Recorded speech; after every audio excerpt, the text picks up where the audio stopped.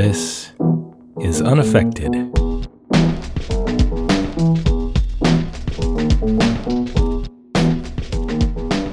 Welcome to Unaffected, a podcast that offers a curated look at some obscure, forgotten, and neglected singers of the mid-20th century. I'm your host, Ethan Stoller, and this is the bonus episode I've been promising for a while. This is my chat with Franklin Bruno. I met with him on the radio from Claremont, California, back at the end of July. And just to recap really briefly, Franklin Bruno is a songwriter, one of my favorites, a scholar, a poet. He's an author. And just to give just an idea of what a great songwriter he is, I'm going to play briefly a song he wrote called Union Busting, as performed by Jenny Toomey, who recorded a full CD album of his songs. And this song it's an amazing feat in just clever, brilliant songwriting. And the song is an extended metaphor which compares a romantic relationship to a labor negotiation. And just check out the lyrics and just the craft of this track, and I hope you enjoy it as much as I do. I negotiated in good faith and waited. You proposed a contract, no more human contact. I thought I held the cards, but I was wrong. Because you've been using union busting tactics all along.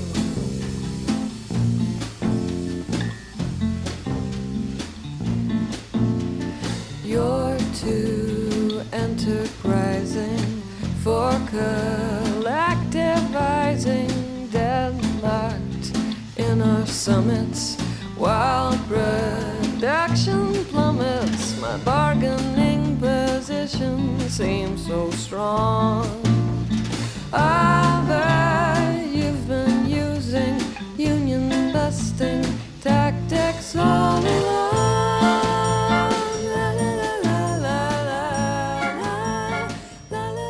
So that's just a small taste of Franklin Bruno's genius. Let's get to the interview we had. Bear with it a bit, because on the radio you can play entire songs without any repercussions, and you can't do that on a podcast. The songs will be pared down a bit, and also the typical way on the radio people discuss songs is to play a few of them first and then talk about them kind of in reverse order. That doesn't quite work in this format, so you'll hear there'll be some jagged cuts, but I want to play it so that we discuss the song that we had previously heard, but I'll play you the discussion about it, and then I'll play the excerpt of the song so you can know what you're listening to. Also, there were a couple times where Franklin was a little late turning on my mic, so I'm going to reenact those parts because it's essential you hear every word I had to say.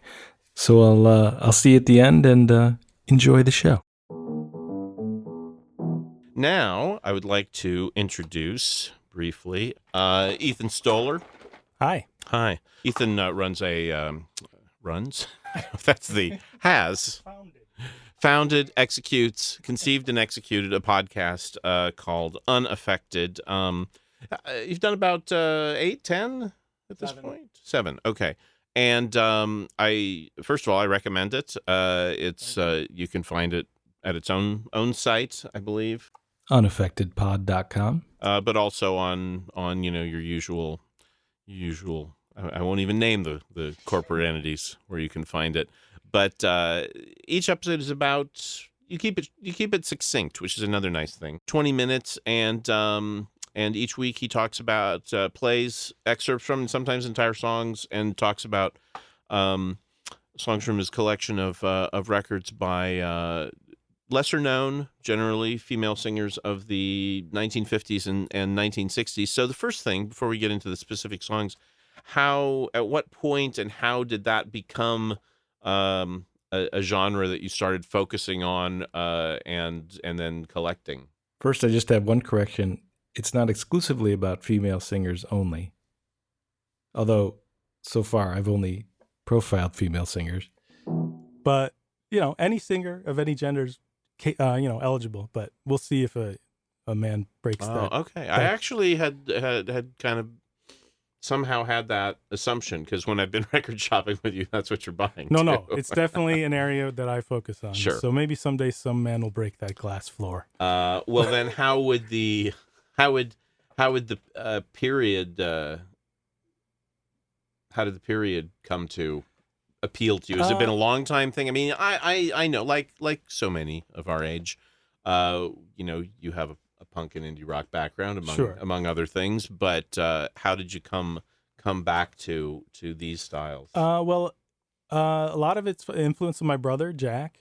We went to University of Illinois in Champaign, Urbana, Illinois, and their public libraries had great jazz collections, and he kind of turned me on to just taking out like armfuls of CDs at a time and just dubbing them on the cassette. And I really got into Duke Ellington and Ella Fitzgerald and the bigger names that everyone kind of knows. And it was very gradual over the years. I started migrating away more from the indie rock fandom and into this kind of stuff. And then I got into the cover art, and then as I started to actually be able to have money in my bank account, I would be like Dusty Groove in Chicago and wonder, like, why are these records like $100? I mean, they're gorgeous. I mean, the artwork is gorgeous. That was a big attractive thing to me, was the artwork. And then just it was, I started with one, and then you get that itch. Well, I've tried to I try to become attracted to genres where the records are not $100, right? If you've ever gone through it, Smart. or you go to the record stores that don't care about that thing, right? Like, I have so many Broadway cast recordings that I got like at a punk rock record store. Oh yeah, there's this box of horrible, we don't want to even know what this is, stuff from the 1940s and 50s, right? And then, so that's the trick. That's great digging. That's a good for trick. you. But and vice versa. You might find a I don't know, a Raincoats record at the well, there aren't any Broadway record stores anymore. There used to be one in New York. You would have loved Footlights. No, I was there, 14th Street, or no, 13th, 12th Street. And so let's get into specific records. Going backwards, we heard a record by the Ethiopian singer Bezunesh Bekele. I hope I'm pronouncing that. And the spot on tune is Felagote. I think so. Yeah, based on the lyric in the song. Yeah. And so tell us how you encountered that. And this is an interesting thing about the project to me too, is that you're not merely focusing on English language singers. So, well, like most folks like you and me, I was originally introduced to Ethiopian music via the Ethiopic series. I'm sure you've heard those or seen them at least. And this artist doesn't appear on any of them, as far as I can discern. But I confess I don't know a lot about her. There's not a lot of information. Apparently, she was popular, and there's about 12 or 13 sides, and it's readily available on Spotify. But this was one this is like for a future episode of Unaffected, so I haven't done all the research. All right, I must confess. Well, you don't happen to know anything about the band? I don't. Pretty great kind of advanced, somewhere between. I mean, I hear a little bit of Township jive. I hear a little bit of Fela. I mean, it's getting into that horn thing, but it has a certain lightness to it. It does. Well, yeah, it's the Ethiopian groovy sound with the pentatonic scale that's so distinctive to it. But I don't know who the band is. This is one that just kind of lives in the ether of my collection. But I love her performance, and it's such a groovy record, and I was eager to share it. But I'll try to dig a little deeper and a little teaser for a future Unaffected episode.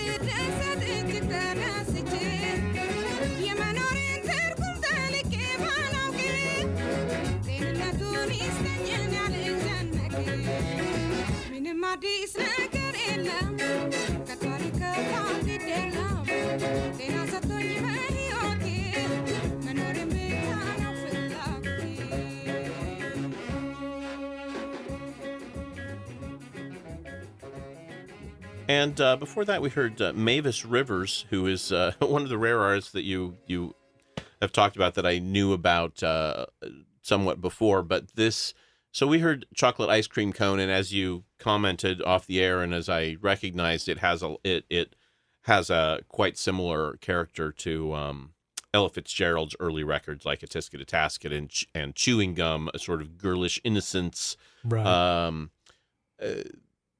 And tell me, I know a little bit about her, but tell me what the Mavis Rivers story is. So Mavis Rivers, I think she never quite got a fair shake as far as, at least in modern era, as far as being one of the great jazz singers. I think in her day she was recognized as such. What I love about her is her tone is just maybe the smoothest I've ever heard. I love it so much. She was from Western Samoa, and she made a bunch. This is one of many 78s she recorded in back toward New Zealand. I think they were recorded in. And there was this big gap in her career where she kind of sang with her sisters in like a 3-woman harmony group, and then she kind of like for 5 years didn't make any records, and then kind of reemerged. I think in 1959 or 1960 with her own solo records. She was later on Reprise. Right. I think I have one. I think I have the liner notes give me the impression it was her first American record, just called Mavis. I'm not absolutely sure. I don't think that's her first one, but I'm not. And it has. Sure. I got into it because it has a song called Massachusetts. That's, yeah, which is like the best blues about Massachusetts that you'll ever hear, and it's by the ragtime pianist Lucky Roberts and Andy Razoff, Fats Waller's lyricist. So it's a cool song, and she sings it great. And I had never heard it before. It was a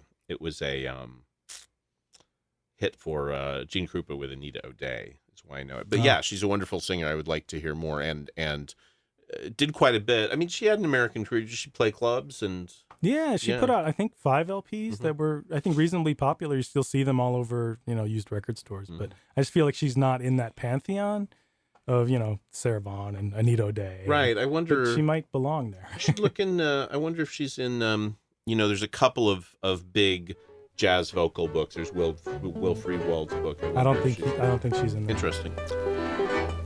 My mama said if I'd be good, she'd send me to the store. She said she'd bake some gingerbread if I would sweep the floor.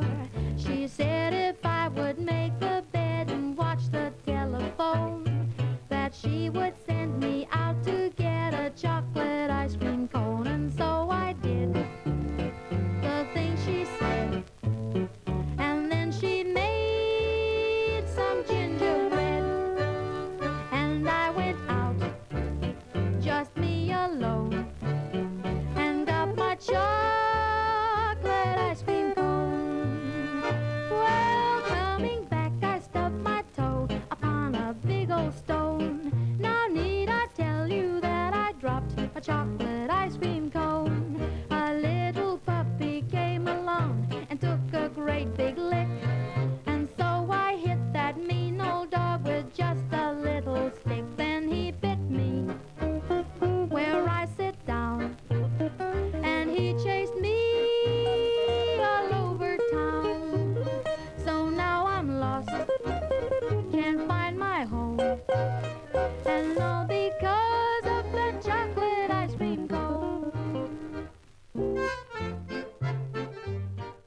don't. Okay, and in that set, the first song we heard was by Kiz Harp, or Kiz and Dick and Kiz Harp. Dick Is and that Dick how- is the pianist. Okay, but so yes, it's credited. the artist, is Dick and Kiz Harp. Right. So Kiz Harp. If you had to nail me down and just say who's my favorite singer, it would be her. Like if it's hard to pick one, but she was from Indiana, I think Elkhart or South Bend, and she and Dick had they were a successful kind of nightclub duo in Chicago for a few years in the 50s, and they relocated to Dallas and they founded a jazz club called the 90th Floor, where there was like no talking allowed. It was kind of one of these like, if you go, it's understood, you don't talk. And so they recorded. So it's like the Stone. I don't know that. That's John Zorn's club in New York. Recently moved to the New School, but he got sick of running club bars like Knitting Factory and Tonic, so he just started this place where like it's a sort of forbidding kind of listening room. Like you can't even get a glass of water. You sit down and you listen to, whoever, Anthony Coleman or Mark Ribot or whatever, for 45 minutes, and you're happy to be there. That sounds. I like that.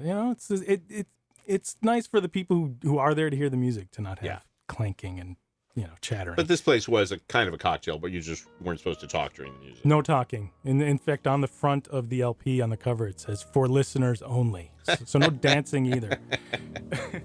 It's a lazy afternoon, and the beetle bugs are zooming, and the tulip trees are blooming, and there ain't another human in view, just us two.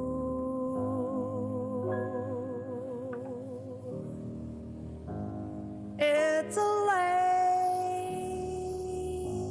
lazy afternoon, and the farmer leaves his reaping, in the meadow cows are sleeping, and the speckled trout stop leaping upstream as we dream.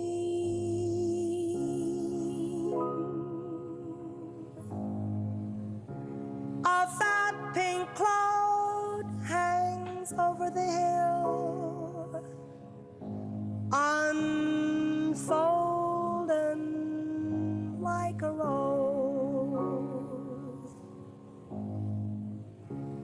If you hold my hand and sit real still, you can hear the grass as it grows.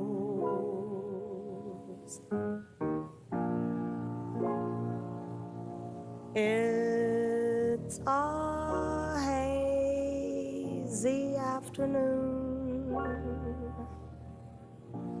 and my rocking chair'll fit ya, and my cakes were never richer, and I've made a tasty pitcher of tea. Come spend this lazy afternoon with me.